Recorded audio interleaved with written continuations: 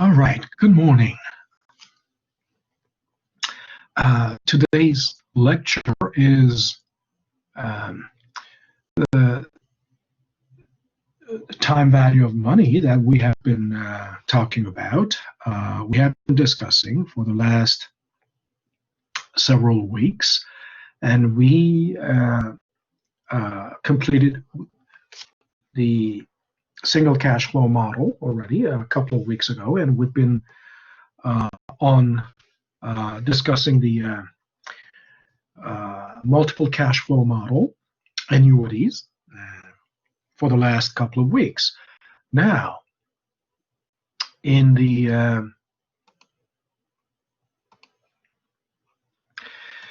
in our last class, we basically did Excel exercise of future value of annuities. So we're moving on to present value of annuities today. Okay, so some of you may have already wondered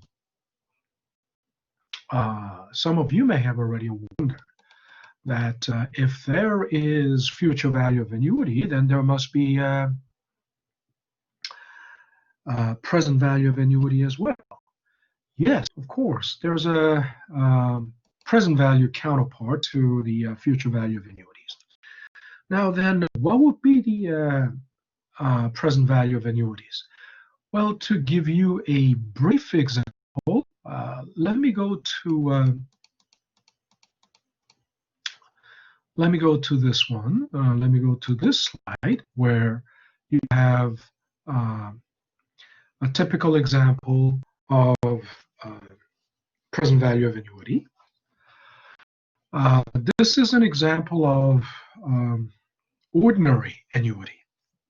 Remember, in the also in the future value of annuity, we talked about the difference between ordinary annuity and annuity due, where the ordinary annuity is an annuity that makes a payment, or where you make a deposit at the end of each period, right?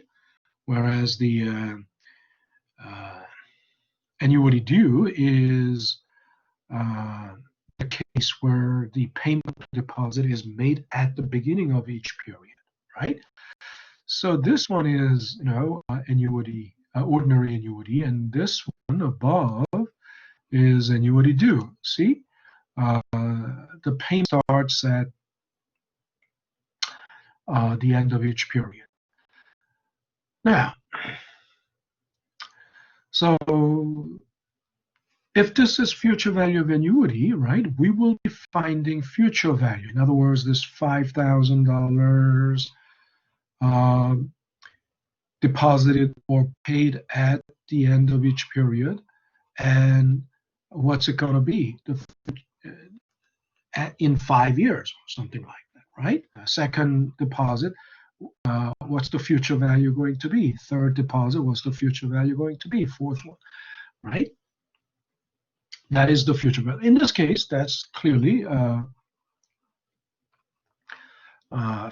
present value.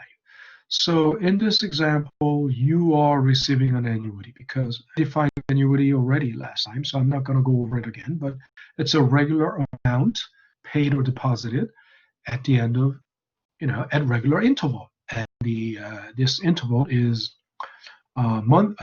annually. In this example, annual. The interval is annual, and it's made at the end of each year. So if the discount rate is 10%, right, the $5,000 received at the end of each year, right, the first year, at the end of the first year, is discounted once, right? And the second $5,000 is discounted twice. Third, discounted 3 times. Fourth one, discounted 4 times. Fifth payment or deposit, discounted 5 times. And the present value is sum of all of this. Now, in case of annuity due, right, it's starting at the beginning. So the first deposit or first payment isn't discounted at all because it's already in the uh, present value, right?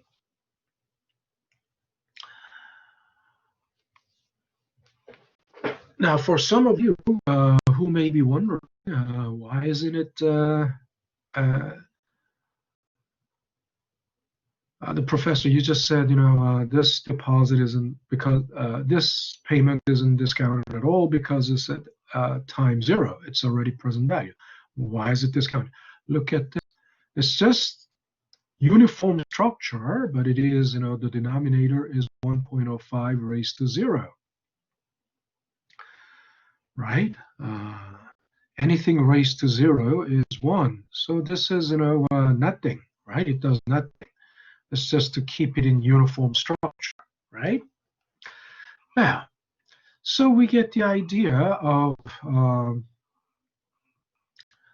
present value of annuities, but this is a small scale example. This is only a small scale example, very small scale, right? Scale down example, because in reality, you don't see this type of small scale example that often. And in reality, you might have to deal with something more realistic, something like this. So let's take this example.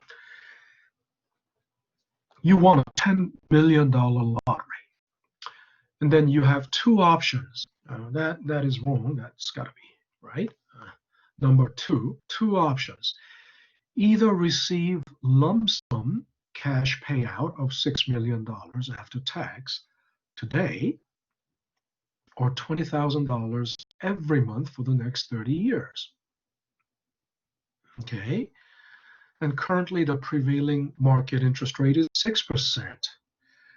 What say you? Or what do you pick? What's your decision? Now, so this would be a very happy dilemma because you won the lottery. As I said,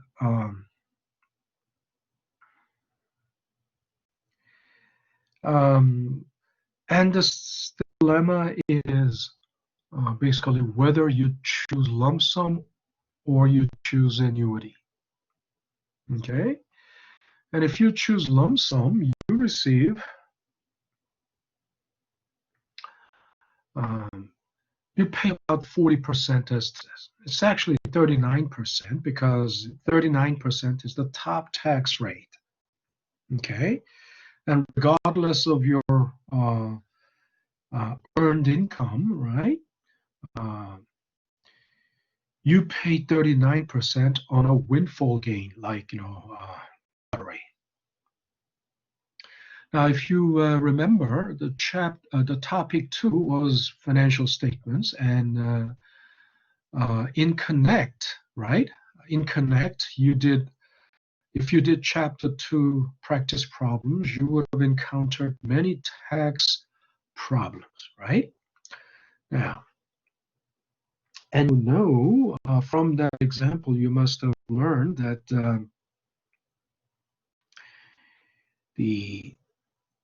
when you pay tax, right, it's not like you go through. It's not like you're paying a fixed percentage of your entire taxable income. Your taxable income goes through multiple tax brackets, right? So your effective tax rate is not your top tax rate. But I mean, your top tax rate may not even come to 39%. Your top tax rate may even stop at 30% or 25%, depending on, or 28%, depending on your, taxable income. But regardless of your taxable income, right, regardless of your earned income, taxable income from your earned income, you pay the maximum rate on the windfall gain, right? Because lottery, jackpot in the lottery is not what you earned. You were just lucky, right? It was that's called you work hard for it. So it's not an earned income. It's just a windfall gain. So you pay the top tax rate, okay, of 39%. So 39 is almost 40. So just approximately after 40% taxes, you would get $6 million roughly, right? But then if you choose annuity, then it's like $20,000. I just paid $1,000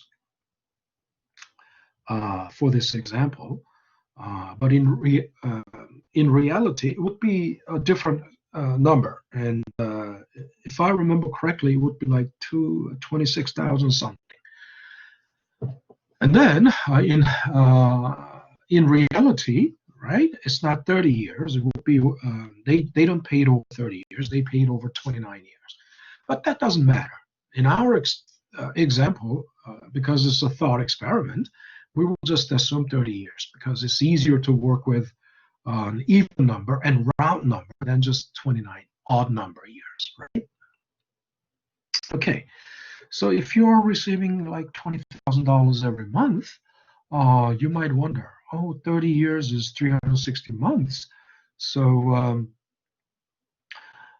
20 times 360, I would come to 20,000 times 360. I will come to $7.2 million, right? And you might say, I should go for the annuity because that's, 7.2 million. Look, first of all, this is a pitfall that most lay people fall into, right? People who don't have any training in economics or finance easily tend to fall into that pitfall. Why? First of all, 7.2 million is a simple aggregation of these $20,000, right? But think about it, 360 of them. But think about it. This 7.2 million doesn't exist anywhere at a single point in time, right? That's what you must remember. And as a student of finance, as someone who is being trained in finance, you should have instantaneously, you should invoke the concept of present value, right? Because like in this example, this small scale example, right? All of these $5,000 don't exist at a single point in time. They are all spread over 5 years. So you cannot simply say, oh, that's 5 times 5, so that must be $25,000. No, you can't. That's someone who has no training in economics or finance. Why? First of all, that $25,000 doesn't exist, right? The only way you can aggregate them, when you're aggregating those, if you're adding up those numbers, they must exist at a single point in time, right? And when they are in the future, you understand there's a time value of money, right? You cannot take them at face value. You must discount them. That's what the present value is all about. So you have to find the present value of all those $20,000, right? To make a comparison with $6 million. Make sense? Because that all those $20,000 spread over 360 months are like oranges, and today 6 million is like apple. You cannot compare apples with oranges, right? So the only way you can compare them is by converting all the oranges into apples, right?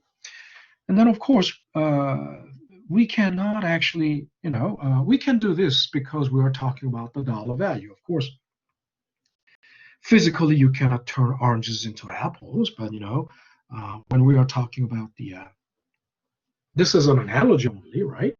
And then all those $20,000, which is, future cash flow, right?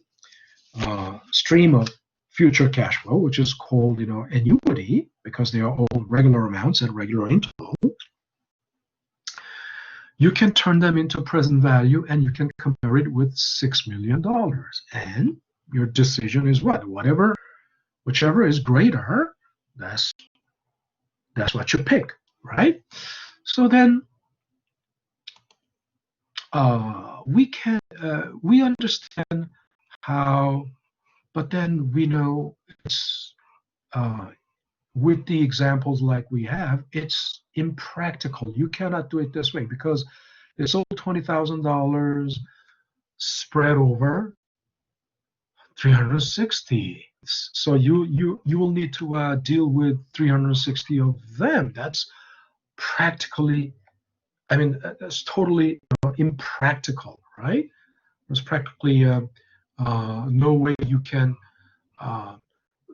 although it is not impossible, but it's going to be very, very tedious to, add it up like that. So that's why we have the formula, right?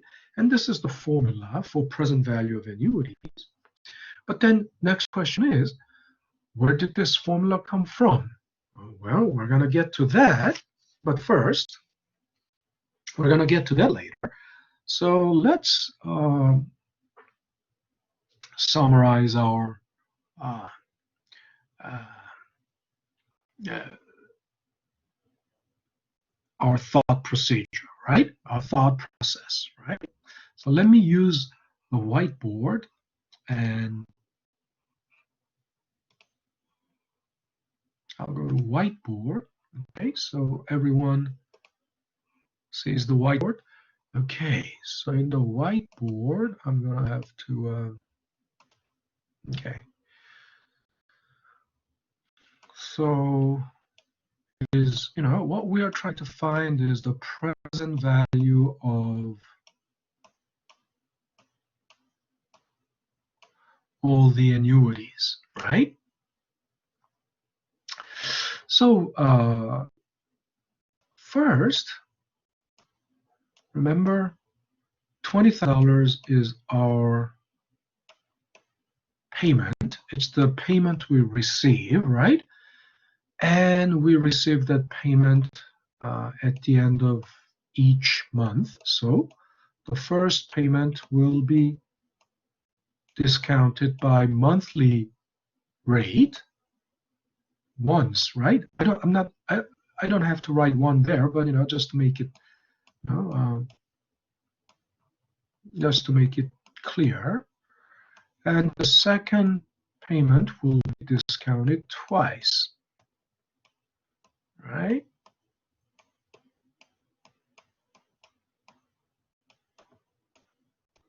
So squared. And then third payment will be discounted 3 times, and the ellipsis. I'll just use that wave tilde, right, instead of ellipsis. I'll just call it ellipsis because I cannot just put. It's very difficult to put that right, a string of dots, right, with the mouse, right. It's not going to come out. So then come to there are 360 payments, annuity payments. So the last one will be discounted 360 times, but the one second from the last, right, or 359th payment will be counted 359 times. But instead of writing actual number there, let's call it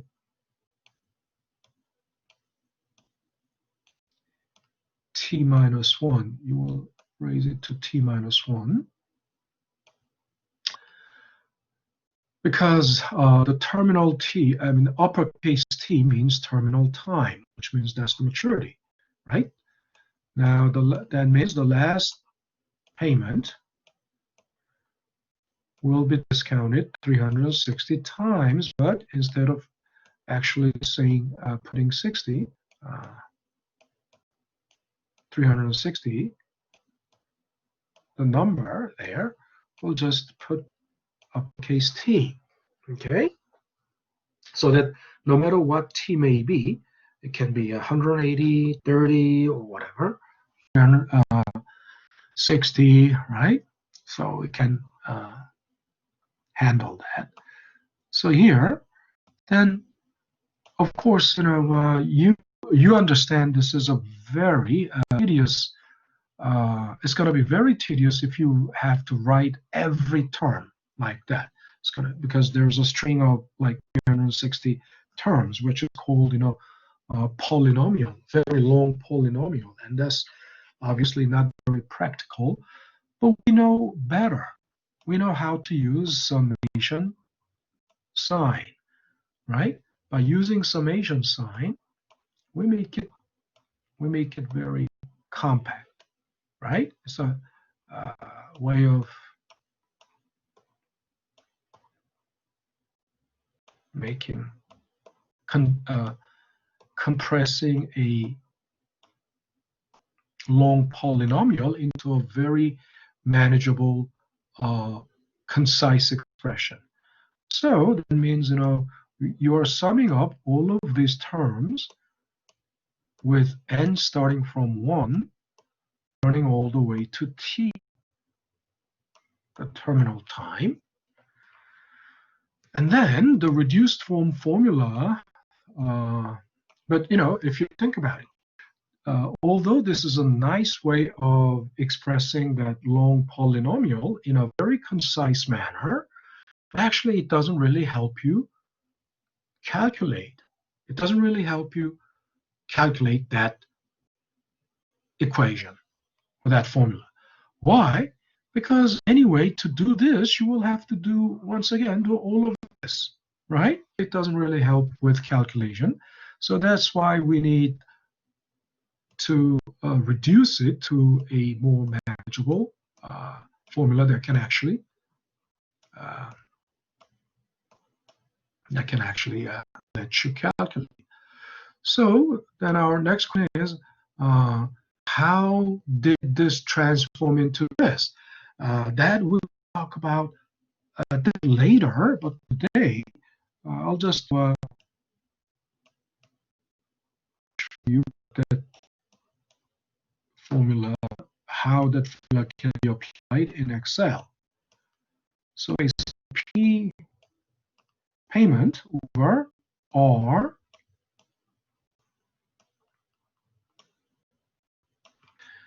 minus payment over R times 1 plus R. Okay. But some of you may have noticed, as you may wonder, Professor, is that the simplest form that we need? And this isn't really the simplest we can get? If you thought that, this isn't the simplest as it can get. This isn't exactly the simplest it can get. Why? You still see common factor there, right? Isn't that right? What's the common factor? Well, the common factor is this, isn't it right? Payment over R. So in other words, it can be rewritten as, if you factor out, right? I can rewrite it as like this.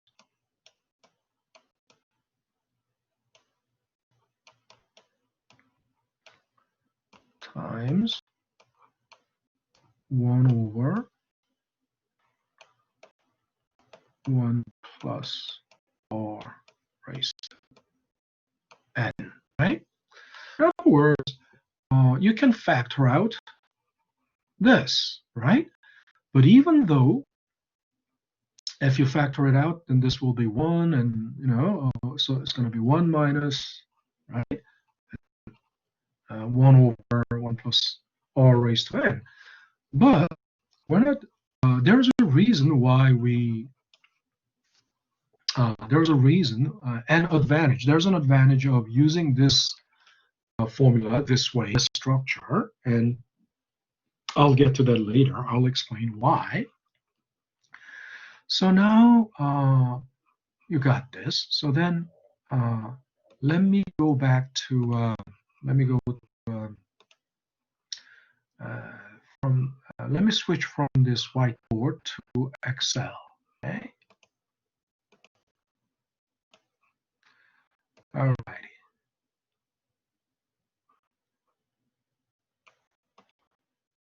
All right. So you see,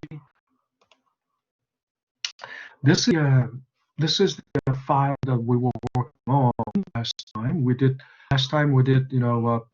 future value annuity example with this. Now, if you want to scroll down to row 17, and I would like to delete all highlighted cells before we actually do the example.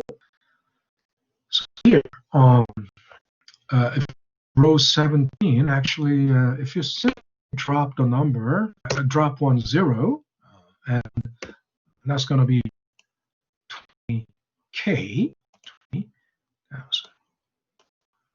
And would realize that this is exactly our example. Okay. That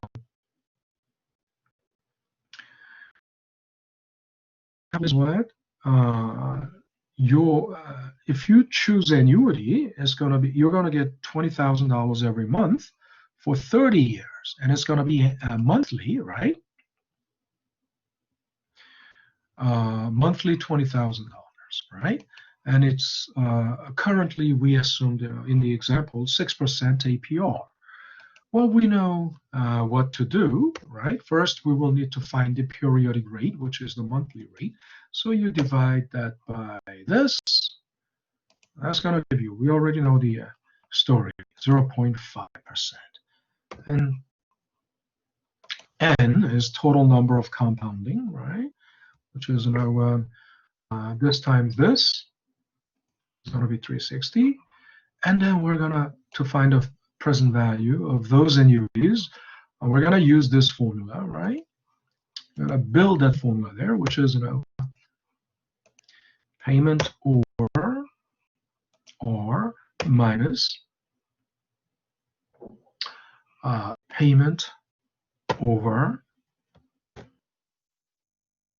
R times 1 plus R, close parentheses, these two, 360, and close parentheses.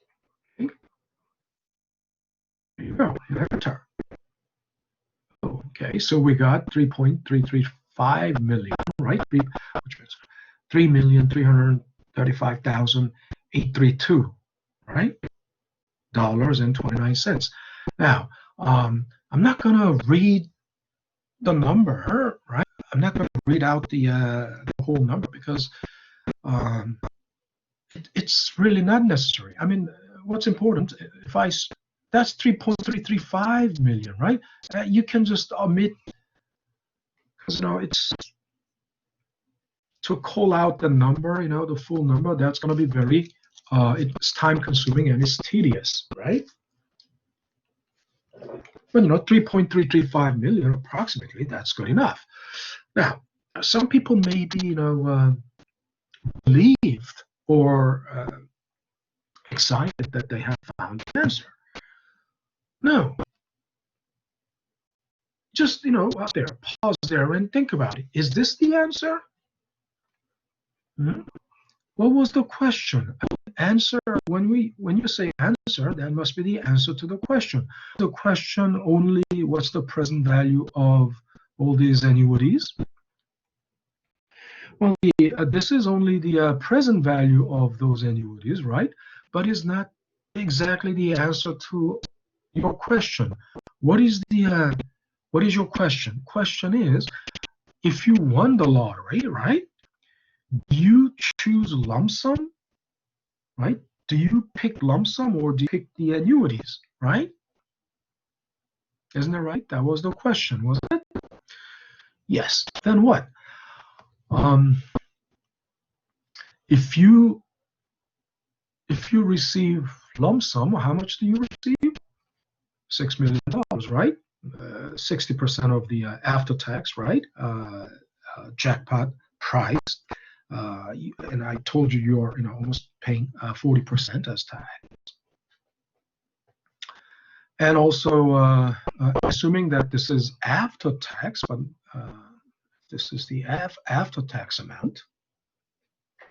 Most likely it is not, but in reality. But let's assume it's tax after tax, and then this is it comes to 3.335. So 6 million is the present value. 3.335 million is present value. So then what? What is the rational decision? Of course, anybody in their right mind with sensibility, right, or minimum intelligence will go for a greater value, right, which is 6 million, right? So in this example, in this case, you choose lump sum, right? But think about it.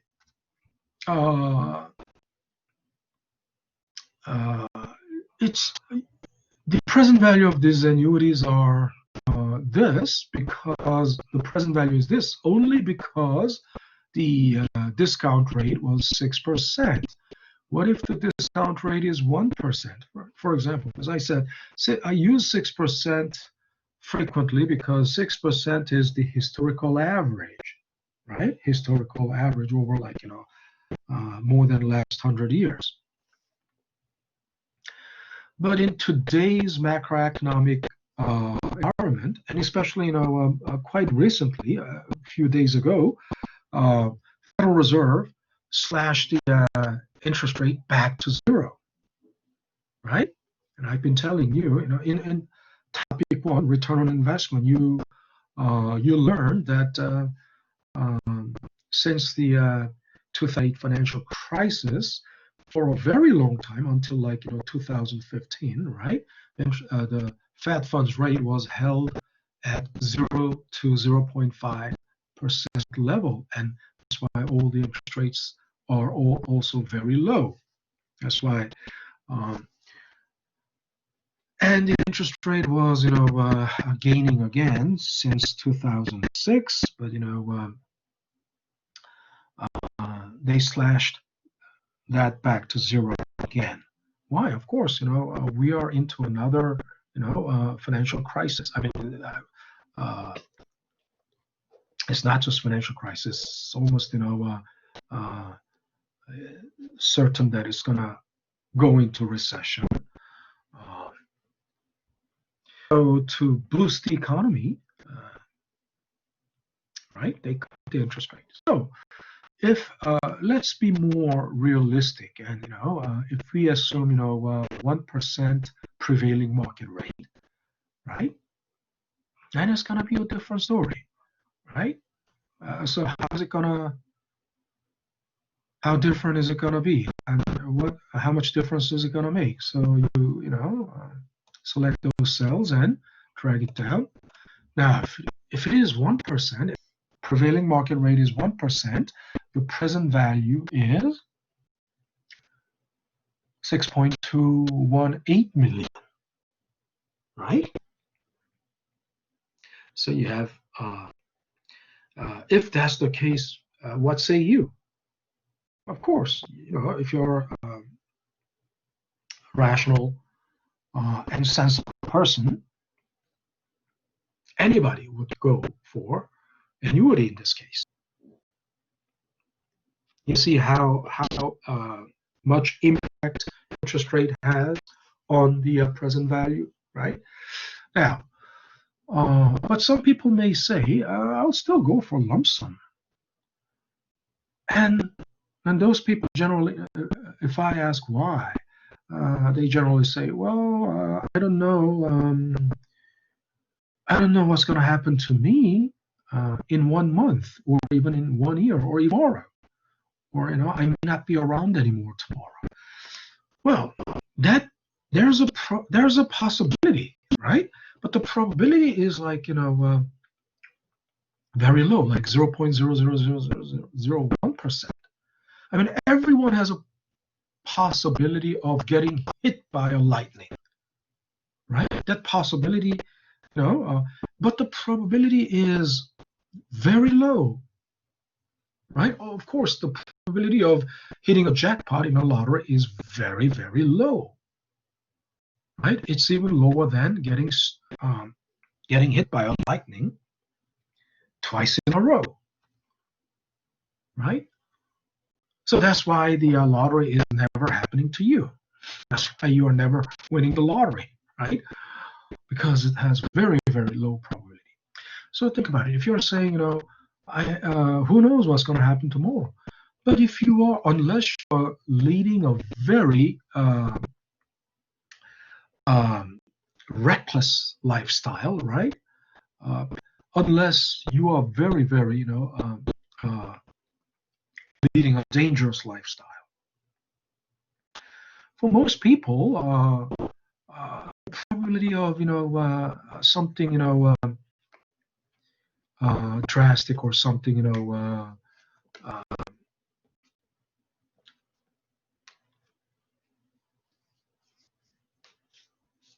tragic, right, might happen is very low, right? That's why you have to people plan ahead based on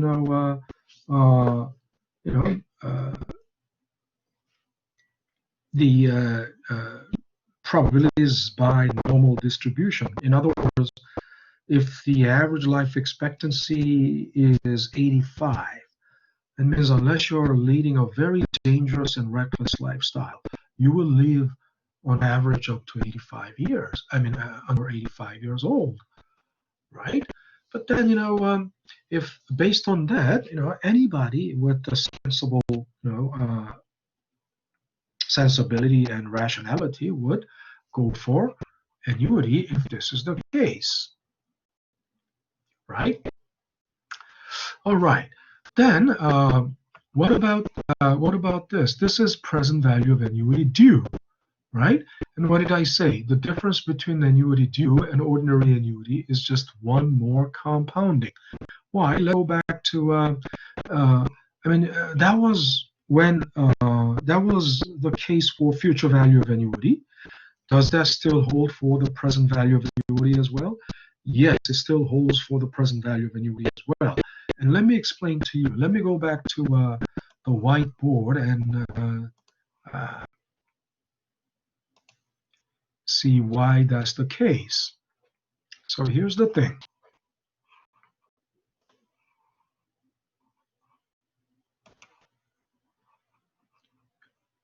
So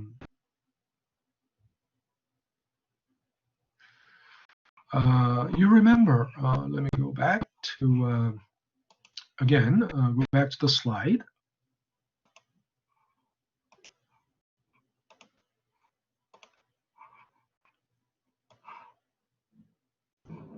All righty, so you see this in ordinary annuity. In ordinary annuity,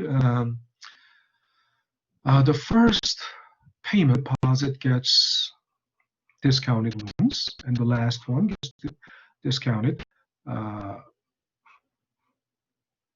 times. But in annuity due, present value of annuity due, the first one gets discounted 0 times, or there's no discounting. Second one gets discounted once. The last one gets discounted 4 times. So what do you see? The difference is one less discounting, right? In annuity due, present value of annuity due, there's one less discounting, right? But then you might say, oh, so professor, so that's one less discounting, not one more compounding. Well, it's the same thing. One less discounting is the same thing as one more compounding. Why? So let's go back to the whiteboard. Okay, let's go back to the whiteboard.